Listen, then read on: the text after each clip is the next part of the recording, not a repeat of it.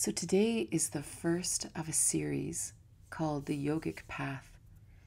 And I want to call everything like the yoga path in the light. Like everything I want to talk about is this really seeing the world from a place of truth. Lately, I've been quite, not obsessed, but in my quiet time, I think a lot about the shadow world. I think a lot about what's been wrong for a long, long time. And things that we've adapted to, or things we believed we had to adapt to.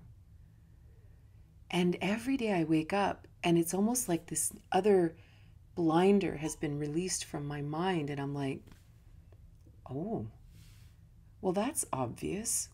And it's so obvious. This element in the world that is just so wrong, or whether it's a belief, or whether it's even something like believing that another person's criticism is somehow important, that I believed for 52 years and adapted to, and all of a sudden this little part of your mind opens and you realize that's really nonsense, and there's no fight in you for it. It's just, that doesn't make any sense at all. And it's just gone. It's just released. And one of the visions I keep having, because every so often I really dive into this, whether it's because I'm studying, Hildegard von Bingen, or different things that have happened over the centuries. But it's almost like I keep focusing on like what you might call the evil of the world, right? And it might sound really depressing, and I don't talk to you guys, I don't talk about it here really, but what I keep imagining is that I keep thinking about these things and identifying the things in the world that really aren't right. And it's like they're all gathering in this big magnet of darkness. And there's this magnet of darkness of all the things that we've ever thought we had to adapt to. And if we couldn't adapt to them, it was somehow a character flaw in us. One more reason to think we weren't worthy or something. Like, it's so insidious and twisted. So imagine you have this magnet here, and then you have this lovely world that we live in. And it's filled with all kinds of things, right? It's filled with sunshine and puppy dogs and challenges and great food and, waterfalls and whatever. Here's the world we live in. But whatever this element is, whatever this shadow world is, whatever, it doesn't matter what it is. It's like there's all these little iron flecks mixed in with it. And they've always been mixed in. As long as we know, maybe as long as our ancestral memory go, as long as our Akashic records go, there's always been these iron flecks in there that we have had to swim around and adapt to and ingest in some way, and then have to process. And I feel like the more I understand this shadow world, and I'm not like intentionally doing it, things just keep coming in to my mind. It's like the stronger the magnet becomes, it keeps sucking the black flecks out, right? It just keeps sucking them out. And as they get sucked against the magnet, this world of light, it just becomes clearer and clearer and clearer. And suddenly all these black flecks that have really tortured us, we've lost a lot of sleep over them, and we've been hurt by them. They just disappear. So this journey of the yogic path that we're going to take in this and the next 9 more sessions, we're going to look at the 8 limbs of yoga that Patanjali wrote in his sutras. And the reason he wrote this, it's said, this is sort of a long time ago, but it's said that at that time, there were so many schools of yoga, it was insane. There was just zillions, like thousands of schools of yoga in India. And he was like, there's got to be some common path here. There's got to be some point, because of course, every time someone adopts a path of yoga, because of course, yoga simply means How do we bring the human being back together? Right? Again, why are we needing to pull the human being back together? Well, it's because we've been floating in this weird world filled with iron flecks. And every time we hit a fleck, it's like we disconnect again, and then we keep splitting and we keep splitting. And so thousands of years ago, they already recognized this, saying human beings are messed up. So I know a way, I have a technique that can help bring us back together. This is what yoga is. It's not specifically exercise or meditation or anything. It's like anything that brings us back to wholeness. That's a yogic path. So at this time, there's thousands of yoga paths, yoga teachers, schools, everything, all over India. And Patanjali says, you know what? We've got to figure out something that makes all of these paths make sense. So after visiting all these things and talking to all these teachers and figuring it all out, he came up with the 8 limbs of yoga. That on some level, every school of yoga embraces one or many of these 8 limbs. The first 2 limbs are the yamas and the niyamas, which are what we're going to talk about in these talks. The yamas are the restraints.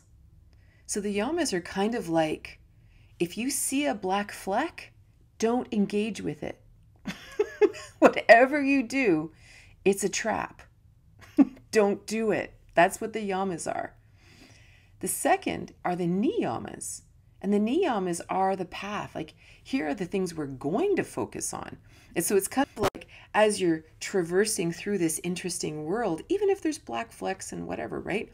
What you're going to do is you're going to head for the bright spaces, and we're going to expand there, and then we're going to expand there, and we're going to expand there. These are the yamas and the niyamas. And many yoga schools focus just on that. How to act in a particular way in society that you will feel whole, right? These are yogic paths. Then some yoga paths involve pranayama. How do we breathe to fully connect with our divine essence? Some deal with asana. How do I hold myself? How do I find a comfortable seat on the earth? How do I navigate the world this way in my physical being, in my physical body? Some focus on dhyana, dharana, the focus in life, concentration. Some focus on pratyahara. Whatever you do, withdraw from the black flecks. Like, whatever you do, don't let them suck you in. Develop the ability to live without even being affected by them. Even if they come flying by you, you're like, yeah, whatever. This is pratyahara. I am not playing in your silly little game, right? And samadhi, which is the ultimate enlightenment. So these are the 8 limbs of yoga that whatever one appeals to you, and many times in life, there are certain ones that appeal to us at different times of our life. There are certain times what we really need are the yamas, or what we really need is to practice that comfortable posture, that comfortable seat on the earth, and asana is the answer. It all depends, right? So this is sort of the foundation for all of these talks, and we're going to talk about the yamas and the niyamas, but they never act in isolation. Even today. So today we're going to talk about ahimsa, which means it's often defined as nonviolence. Himsa means to cause pain. Ah is not. So ahimsa is to not cause pain. And so to really understand that these yamas were created to counterbalance those black flecks. They were created to balance this shadow world, because in the shadow world, we are taught, not even necessarily overtly, but it's almost just the pool we're swimming in, that violence is normal. Spare the rod, spoil the child. That a heavy discipline, that's the answer. And I just don't mean, you may not do it now, or maybe it didn't happen to you, but you don't have to go back too many generations that are fully in our consciousness, fully part of the collective consciousness. That this is normal, this is good, this is the proper way to raise a child. And we were all those children, or our parents were, or our grandparents were, right? It's a dog-eat-dog world out there. You know, if you're not causing a bit of, you know, it's either you or him, eat or be eaten, you know. This is like part of our zeitgeist. It's part of our culture that there's no way through without violence. And in fact, the lesson is that if a black fleck comes at you, if you back away, if you turn the other cheek, you are a coward, right? This is the teaching. So the idea of ahimsa is like, what do you mean nonviolence? What do you mean not fighting back? I'm not a coward. Like this is somehow a negative thing, right? But the truth is, there's a whole other element. Like when you think of this shadow world, so the yamas are all these restraints. Don't cause harm. Don't tell lies. Don't steal. Don't grasp. And don't, what's the other one? Oh, and it's a purity is the, but don't do things that are off your path, right? Do things that are on your path. We're like literally taught that that's the only way to get ahead. Like this is a thing. And so then to not do it is literally like, so you don't want to succeed in life? You want people just to walk all over you? Like there, it is so out there. Like it's so in the pool, right? So when you translate the word yama, it means restraint. It means many things, but restraint is the kind of number one thing. But it's not like restraint like, don't do this or else you're a big loser. Like, you know, it's not like thou shalt not this. It's not like that. I see it more like, you know, when you play bowling, when you go bowling, and when I first started bowling and I was an adult here, I always wanted to play with the bumpers because I was such a bad bowler. I would always gutter the balls all the time. And I thought, well, if we could just put the bumpers up so I would never gutter it anyway, then at least I could try to focus on taking down the pins. That's like the yamas. They're just saying, don't go into the gutters. That's all. I'm not saying don't do what you want to do. I'm just saying don't fall prey to the gutters. Don't fall prey to the taunting of the black flecks. Don't go there, right? Because it only causes harm to us, right? It doesn't help. You know, it's kind of like when we think of some of the reasons we might lash out, that we might want to hurt another person, right? And this can be physically, but it's mostly verbally. It's also in our mind. Like how often we are violent to other people in our mind. The thoughts we think about them. The things that we're so angry and we just are, you know, and maybe we talk to our friends about it and we're just so violent in our mind. And there's a million reasons we do this. We've been living in the shadow world for millennia, right? So this isn't like, oh, wow, aren't you a big loser? You're not very enlightened. It's not like that. This is a normal response to a crazy world, right? But the reality is, if we're so frustrated because maybe we're in a relationship and for whatever reason, our truth no longer matters, we feel powerless. We feel that nothing I say matters. I have no choices. I'm stuck. There's this primal need to lash back that maybe if I can take you off your high horse, if I can take you out of this position of authority, my soul will be free. You know, there are really mean people in the world too, so that's a whole thing to look at. But normally, if we get angry like this, we're actually just sort of fighting for our own soul's survival. So if this is a response, if this is what's going on in our mind, that we're just thinking these, like, we're so angry all the time, or we are having verbal disagreements or all the time. And we're actually hurting the other person. We're trying to hurt them deep down, right? Taking those little things that we just know that they're sensitive about, that'll get them. That'll shut them up, right? We have to take a step back because this is really important information on our yogic path. Because every time we reach out to hurt another person, we're damaging ourselves. It's almost like here we are, these absolute loving beings, right? If we think back to all the talks we did about the chakras, and we think about all these divine energy centers within us, we are divine beings. We are pure light, pure energy manifested here in this time-space continuum on the planet Earth. That's what we are. We are pure love, pure light, pure energy. There is something running in the interface that is causing us to want to harm another person. This is really important. This is really important information on our path. Because this is like, it's like our soul has split and we've sent one part of us to war. Well, we're now split. And so the question is, how do we bring these back? And this becomes the inner journey. And this is where we use all the limbs of yoga. Is it pranayama that I need to figure this out? Is it asana? What is it? What is it that I can do?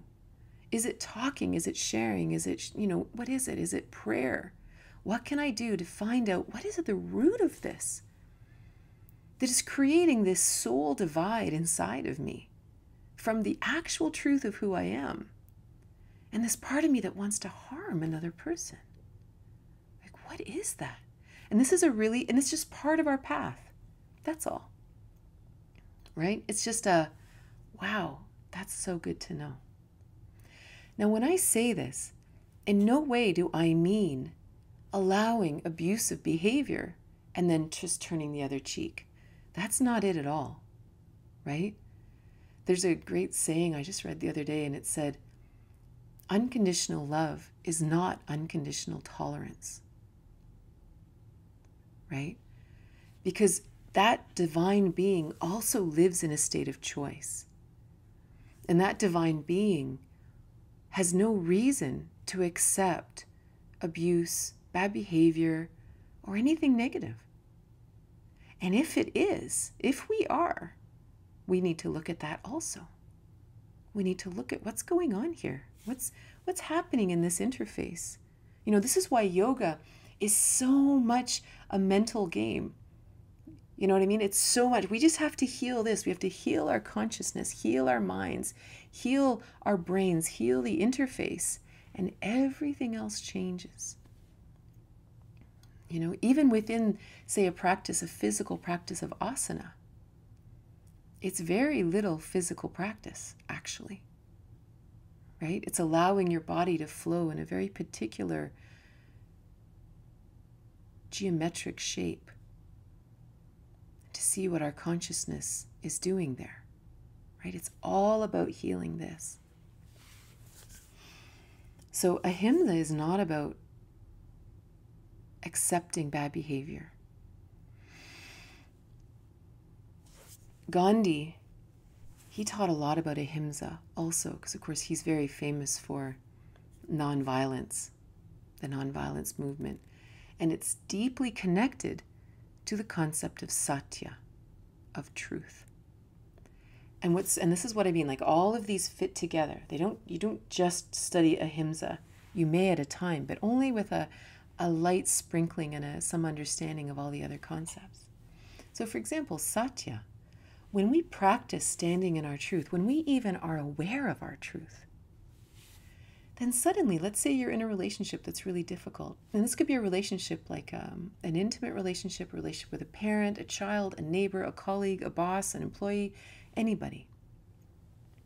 And you're in this relationship, and for whatever reason, it's just like this.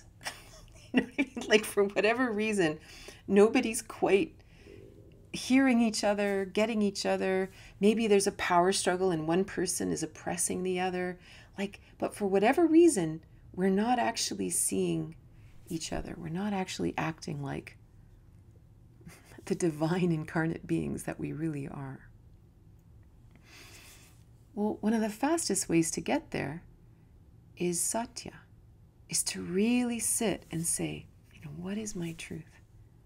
And we'll talk about satya more in future talks, but what is my truth here?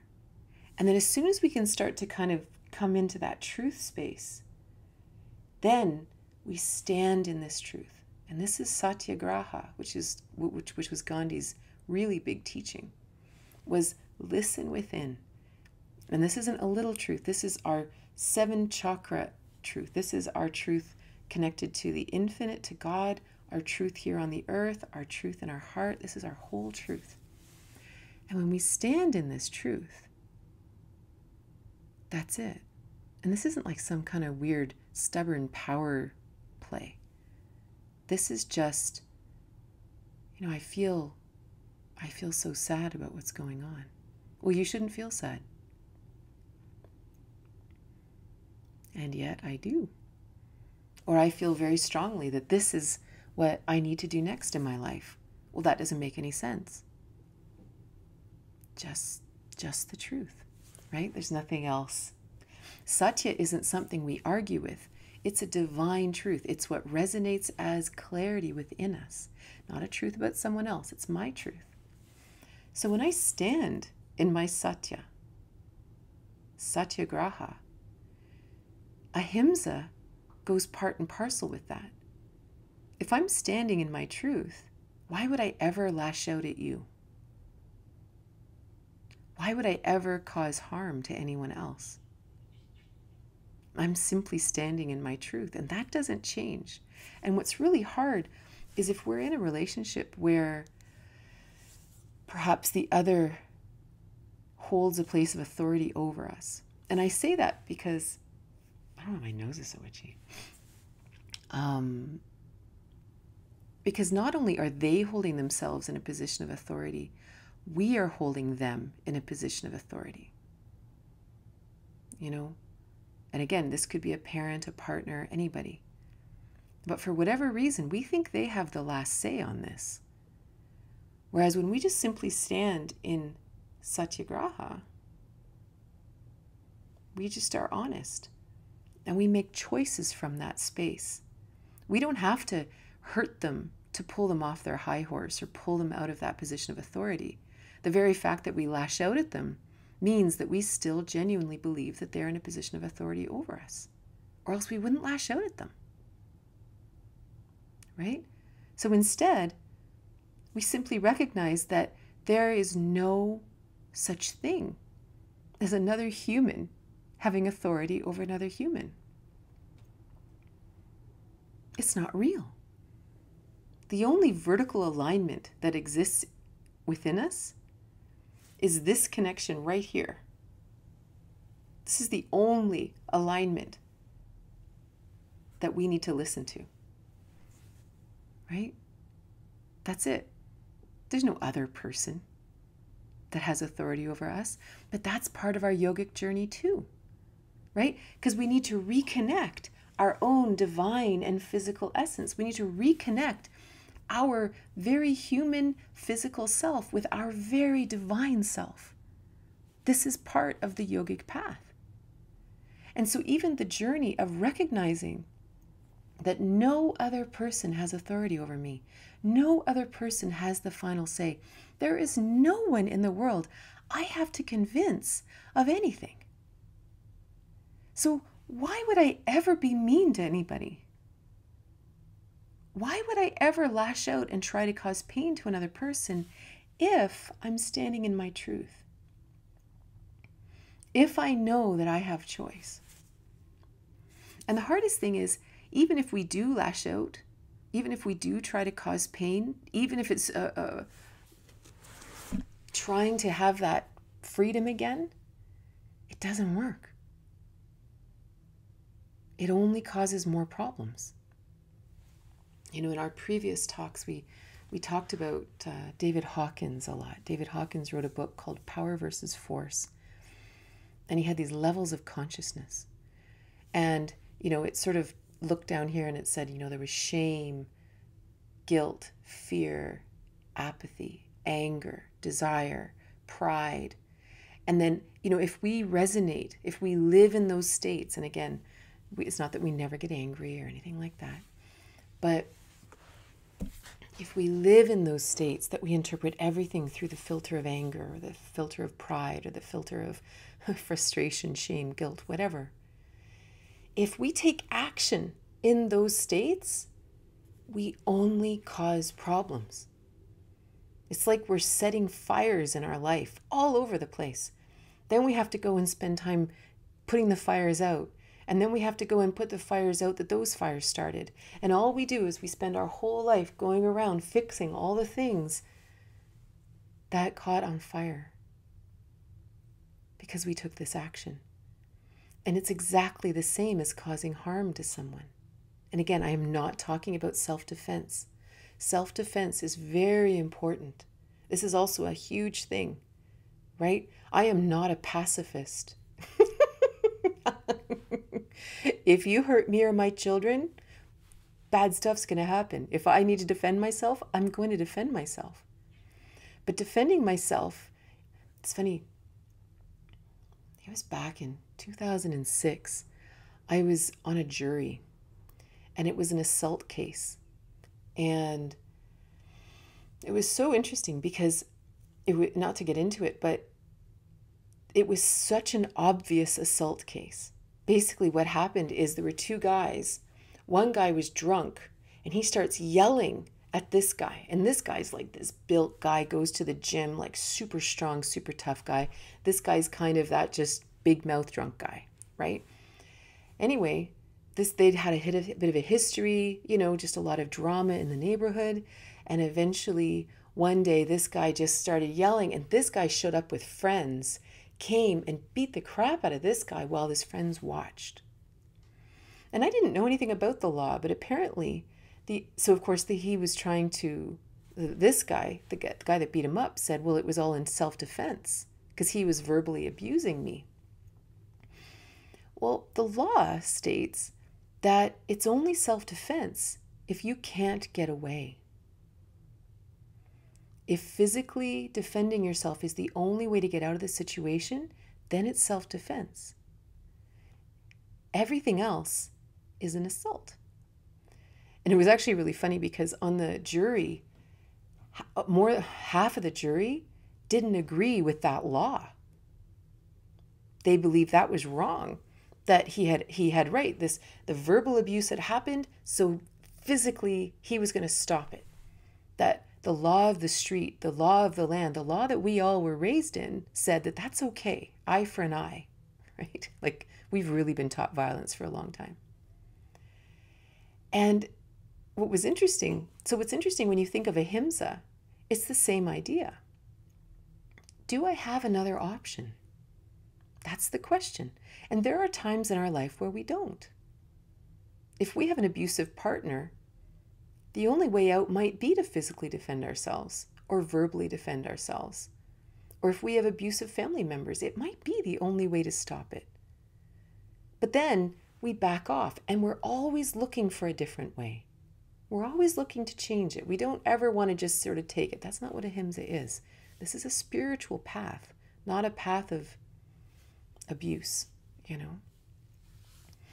So it's a really interesting thing to always seek that other way, because the cool thing is when we find the other way, we grow, right? I start to learn how to bowl between the bumpers. You know, I don't consider the bumpers an option anymore. I don't consider the gutters an option anymore. So what's another way?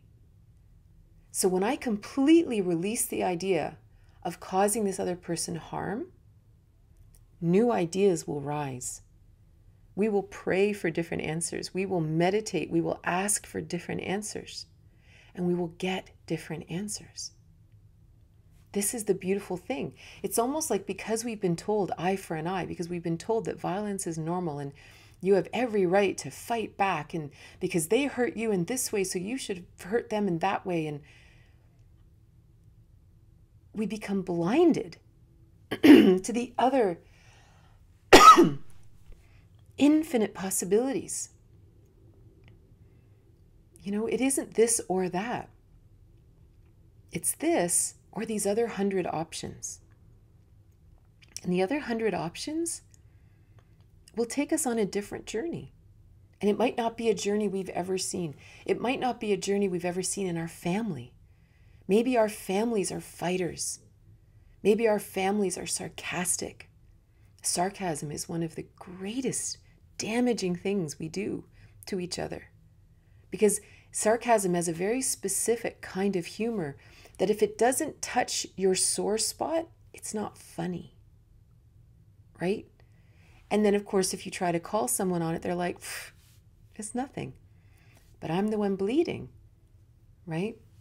And then, of course, what happens too is every time any kind of pain is thrown the other way, a distance is created, and a distance is created. And to really understand that oftentimes that's our intention. We create pain in another person because we want distance. Because for whatever reason, I'm standing too close to you right now. I don't know what else to do, so I'm just going to throw a bomb in the mix. Okay, now I've got some distance, right? But again, to just look at that and say, why do I need so much distance from this person? What is it within me that I'm struggling to hold? Why can I not stand in my truth around this person? Why do they get under my skin? Why do they drive me so crazy? And that's just an interesting thing. And then the second question is, why am I hanging out with them? Why am I continuing to pick up the scorpion and getting pissed off that it's stinging me? Why am I picking up the scorpion? It's an important question. So ahimsa isn't the end point, right? Well, there is an aspect of ahimsa which is interesting in an end point, which we'll chat about. But it is the journey. It is the journey to say, wow, that's really interesting to avoid all these interesting desires to hurt someone else. And it's even an interesting thing to train ourselves to know what I mean by hurting someone.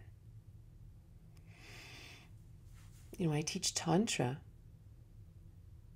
One of the first teachings is kindness, especially in the land of Tantric intimacy, like not the spiritual aspects of Tantra and connection to God.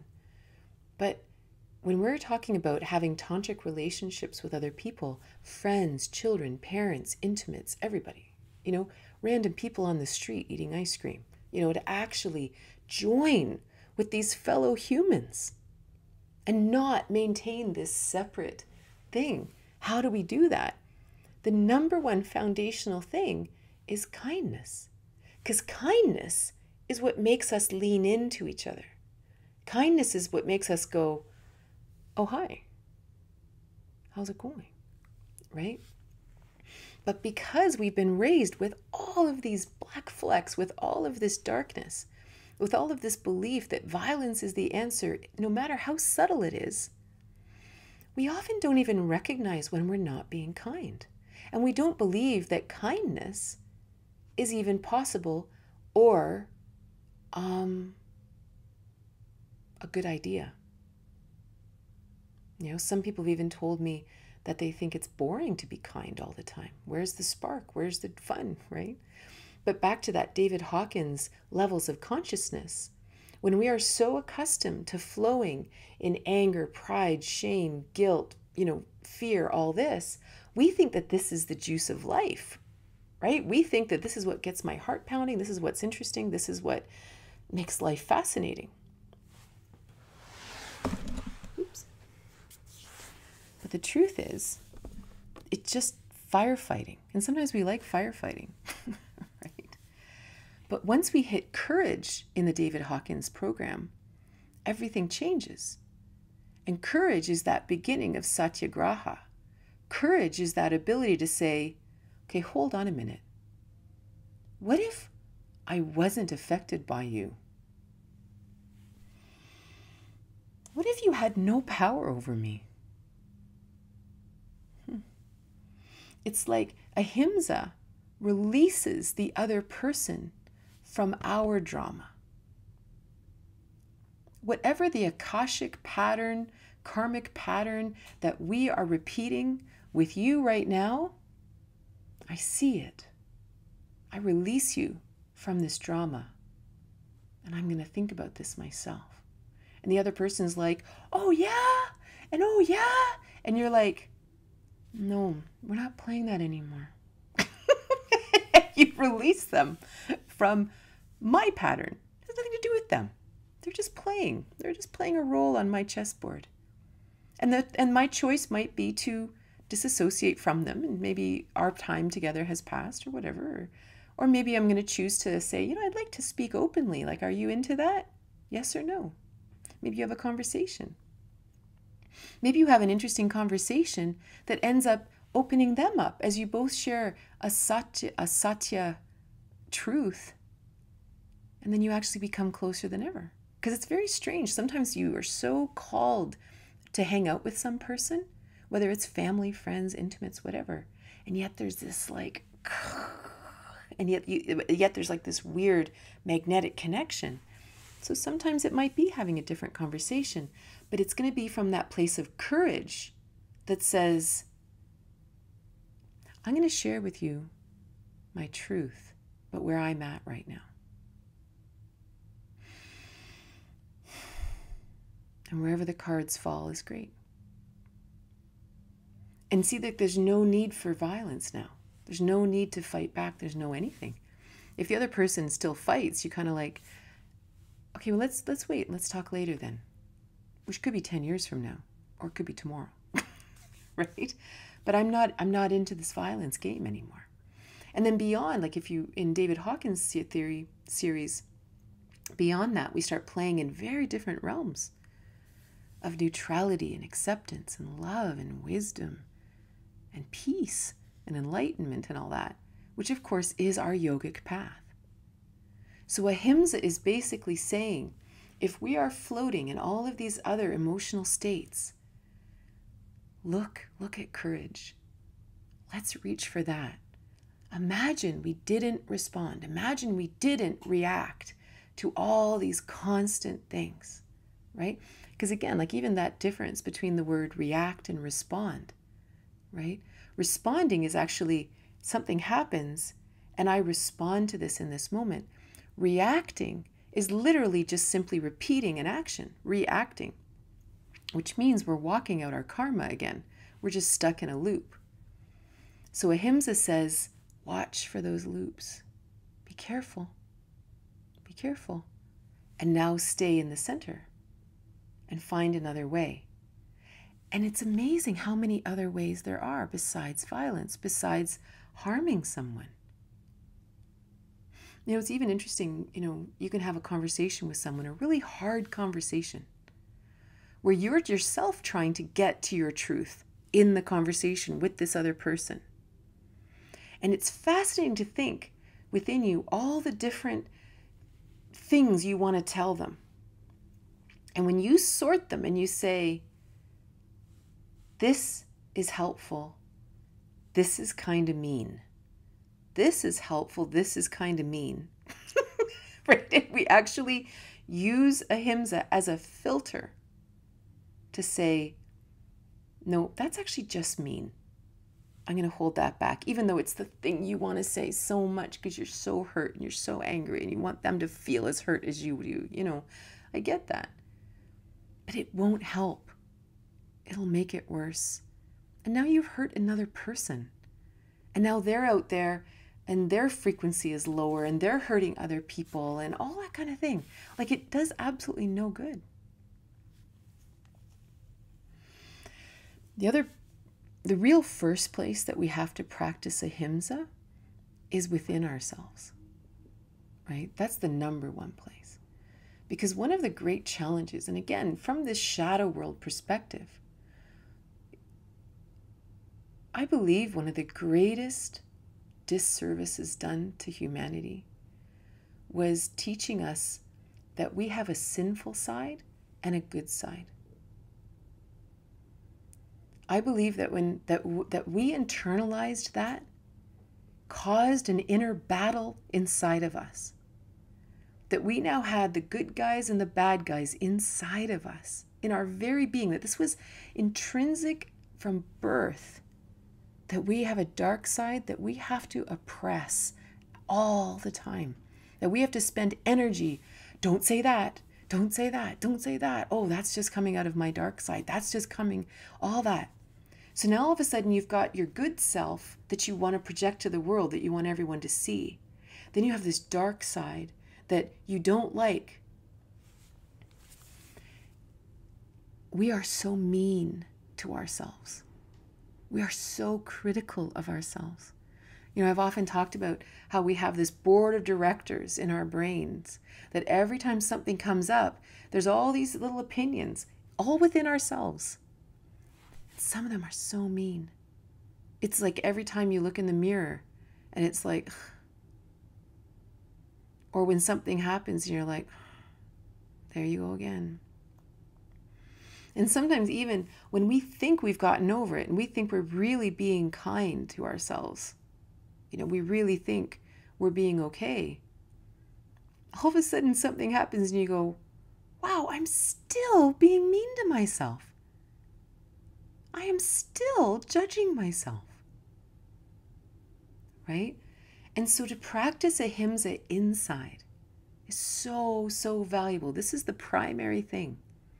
When we can truly look at ourselves, all of us have had times in our lives, I assume, I can speak for me anyway, and everyone I know, that we've all had times in our lives that even when we think about what the choices we made, we went, ooh. Wow, if I knew then what I know now. And I'm not talking about regret and all that. I'm just saying, oh, wow, I could have made really different choices there, right? But that's how we can look at it. We can look at ourselves with such kindness and say, well, that's who you were. You were 24 years old. You were 17. You were 35. You were 51. However old you were. And you're like, whatever. That was your part of your journey.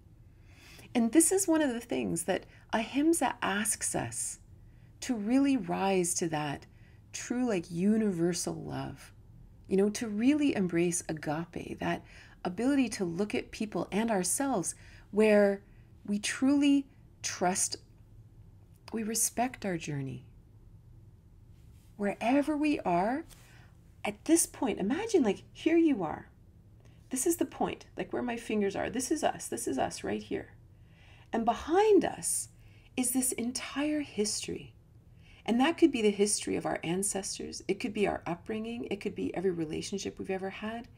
It could be our karmic past, our akashic patterns. It could be the culture. It could be everything. And at this point in time, I am the summary of all of those things. That's all. And so I'm going to make choices based on that summary point, at that point. And then now we're in a new moment. Now we've had a new thought. Now we've perhaps had an aha moment. Now I just read a new book. Now I just walked out in the sunshine and all this stuff just cleared out of my consciousness. You know? Now I'm different. To look back at ourselves and be critical of a previous self or critical of our current self, which one day will be a previous self. It doesn't make any sense. Like, it's not reasonable. So instead, we just stay connected to ourselves wherever we are. We love ourselves from the past. We love ourselves in the present. You know, then we can look out at the other people in the world and give them the same love and say, you know, I trust you're exactly where you're meant to be on your path. I know that if I was in your shoes, and I mean all your shoes, I mean every bit of karma, akasha, cultural, ancestral, everything. You know, we can't just put ourselves in their shoes with our own stuff. We have to actually be in their shoes. This is agape. When we look at them and we say, you know what? I honor where you are. This might also mean, I don't think right now we should spend a lot of time together because we're kind of on different wavelengths and we're going to end up hurting each other.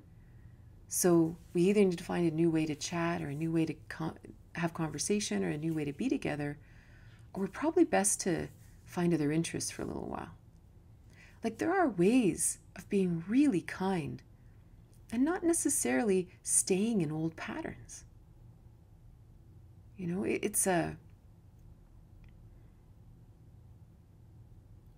think that's the most beautiful thing about these yamas, the restraints, is it's almost like, you know, back to the previous idea about these like black flecks floating through the world. If we see something wrong, right, that black fleck, we look at it and we respond to it. It's like we suddenly are in this extreme duality, this extreme yes-no space, that it's like all I can do is react to that thing. And because it's being violent, I must be violent or choose not to be violent or whatever. It's not that simple. Because if I choose to not be violent, my periphery opens and I see all the white space around them. Right? I see all the other possible ways. And that's the real path of Ahimsa. You know, to keep looking for another way. Don't fall prey to the violence, because it only hurts us. It only perpetuates our own inner disconnect. It only creates more disconnect with the other person, which really doesn't help anything. It doesn't help the family. It doesn't help society. It doesn't help us spiritually. It doesn't help anything.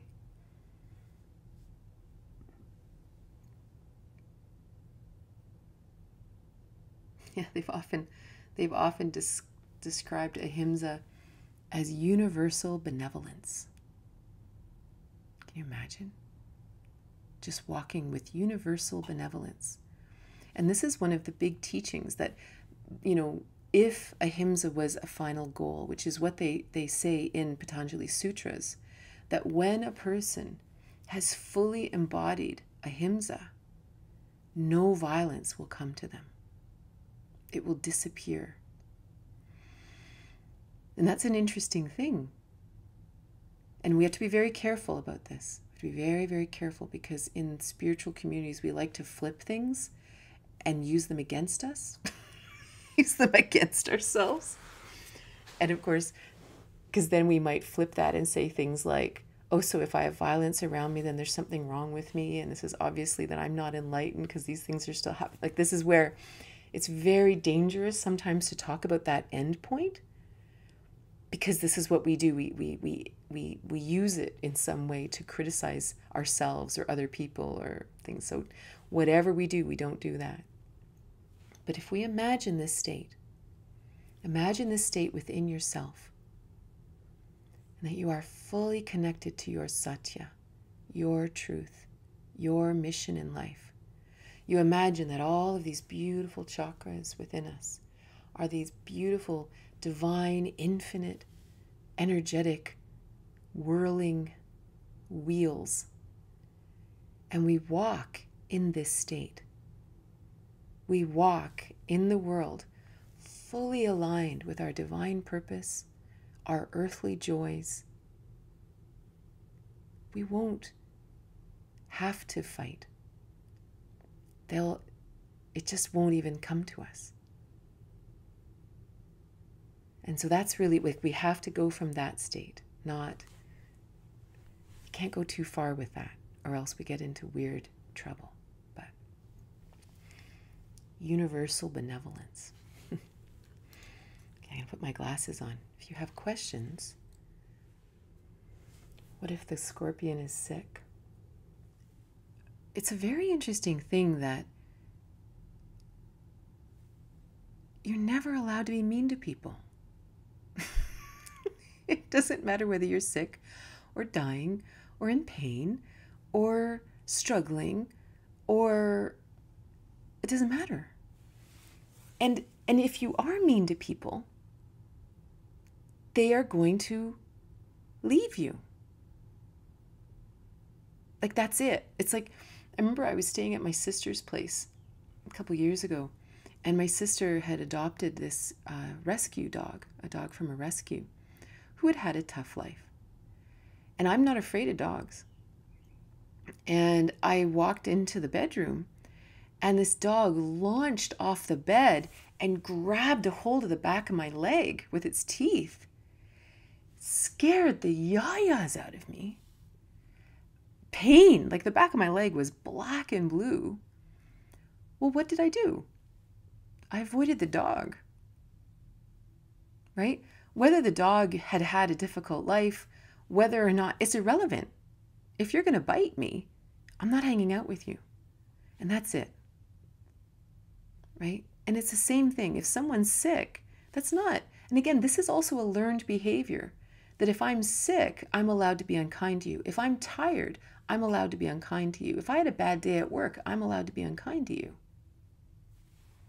If you were mean to me yesterday, I'm allowed to be unkind to you. This is a training.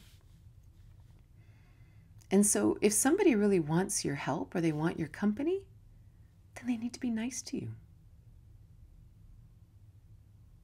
Like, that's it. They made a choice to be unkind, and there are natural consequences to being unkind. People step away. That's all. You know? Oh, mental health sick and you're their only safe place. Yeah, if someone struggles with mental health, that makes it really difficult.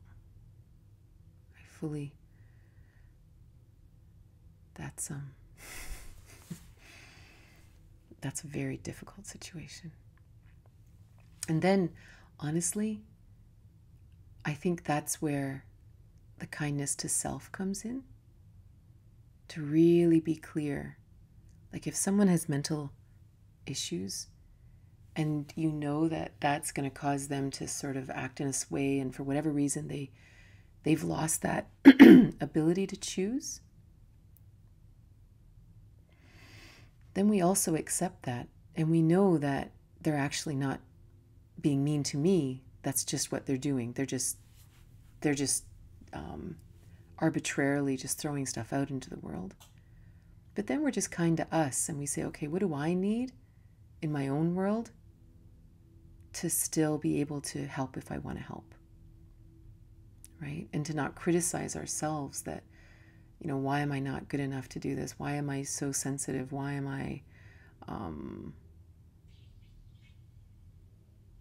not strong enough to handle this? You know, it's and it's always also interesting when we imagine, you know, that the people in our life are there for some purpose. You know, whether it's a difficult child, because I saw someone had asked about, you know, if the scorpion is your daughter, or if people were related to, you know, do have mental health issues, or they need your help for whatever, and you feel called to help them, then you sit with that and you say, okay, what if there's 10 different ways to respond to this in love? To never limit ourselves to the one way. That maybe there's many, many ways. I've just recently stopped talking to my adopted parents. My mom is a textbook narcissist. So many mixed emotions, but life has never been more peaceful. Exactly. And again, it's not a bad thing to make a choice to not be around someone. You know, we don't know why they came into our life at one point, and maybe at this point it's time for them to exit. You know, we have a lot of funny ideas that parents, family, partners, whoever, are meant to be in our lives for a lifetime.